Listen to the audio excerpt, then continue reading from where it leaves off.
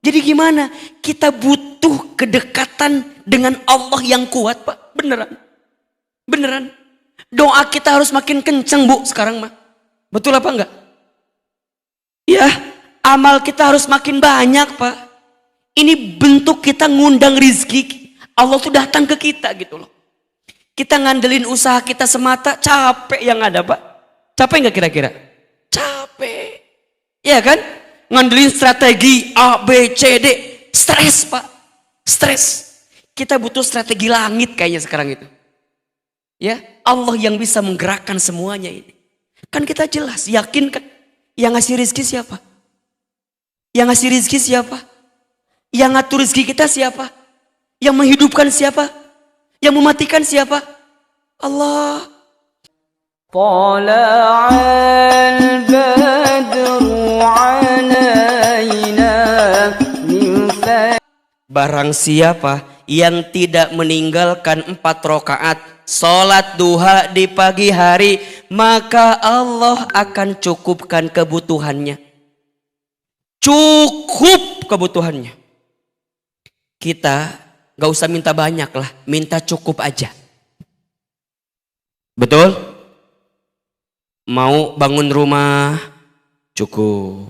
Renovasi rumah, cukup. Ganti mobil, cukup. Nambah kendaraan, cukup. Beli ruko, cukup. Haji umroh, cukup. Nikah lagi, tidak cukup. Jangan. Cukup, minta yang cukup. Kan itu yang kita minta sama Allah, betul gak? Karena banyak orang yang berlimpah tapi gak cukup hatinya. Banyak orang yang punya segalanya tapi gak cukup. Tapi ada orang yang mungkin dikit-dikit aja. Gajinya gak gede, Ustadz, tapi cukup gitu. Allahu Akbar. Coba saya mau tanya ibu bapak, tolong jawab, pilih mana? Kaya gelisah, miskin tenang. Saya tahu jawabannya, saya tahu ya. Yang ketiga jawabannya ya. Kaya. Kalau boleh milih ini mah ya.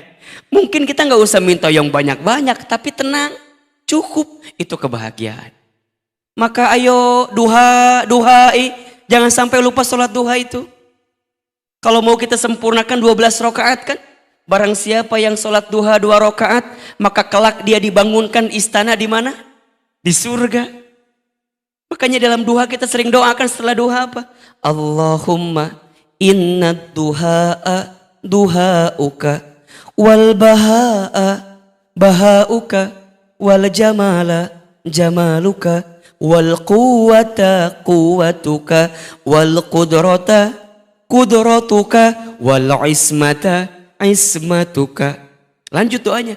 Allahumma in kana rizqi fis samai fa anzilhu wa in kana fil ardi fa akhrijhu wa in kana haraman fatahhirhu wa in kana mu'assiran fayassirhu wa in kana ba'idan faqarribhu ma ataita ya Allah fi ibadikas sholihin. Ya Allah, jika rizkiku masih di langit, maka turunkanlah. Jika rizkiku masih di bumi, maka keluarkanlah. Jika rizkiku masih haram, maka sucikanlah. Jika masih sulit, mudahkanlah. Jika masih jauh, dekatkanlah. Ya Allah, berikan kami rizki sebagaimana Engkau berikan kepada hamba-Mu yang soleh. Nikmat apa enggak? Nikmat apa enggak? Ayo, rizki itu harus dijemput.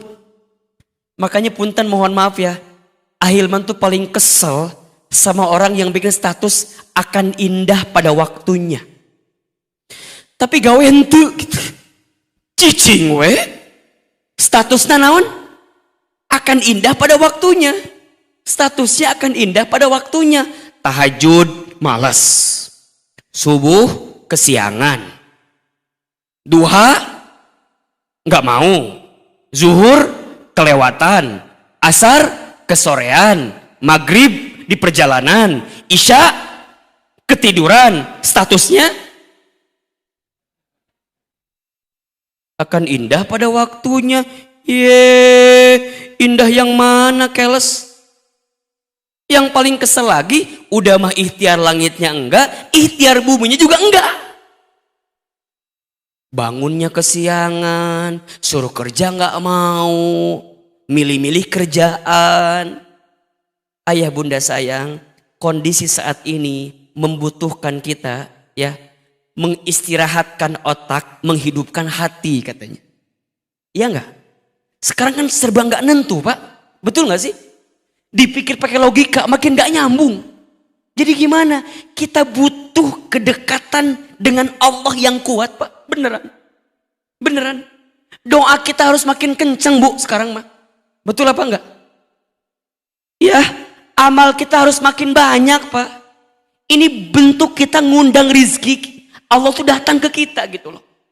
Kita ngandelin usaha kita semata, capek yang ada Pak. Capek enggak kira-kira? Capek. Iya kan? Ngandelin strategi A, B, C, D.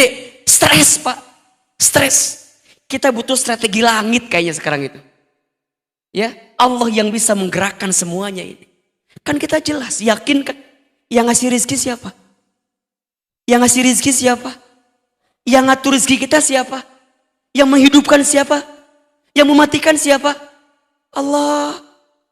Maka catatannya adalah jangan sampai ikhtiar kita menjemput rizki melupakan kita kepada Allah sang maha pemberi rizki gitu loh maksudnya. Jelas? Jangan sampai kesibukan kita menjemput rizki membuat kita lupa dan lalai kepada Allah sang maha pemberi rizki. Contoh ya, sholat aja Pak, sholat aja.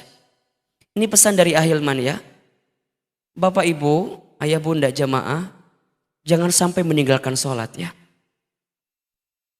Sholat itu indikator kebaikan seseorang. Makin baik sholatnya, baik semua amalnya. Dan sholat itu adalah amalan yang akan dihisab ketika nanti hari kiamat pertama kali. Inna awwala ma yuhasabu bihil abdu yaumal qiyamah as-sholat. Sesungguhnya perkara pertama yang akan dihisab ketika nanti hari kiamat adalah sholat. Jika benar sholatnya, benar semua amalnya. Jika buruk sholatnya, buruk seluruh amalnya. Termasuk Bapak Ibu, sholat itu indikator kebaikan rezeki kita. طلع البدر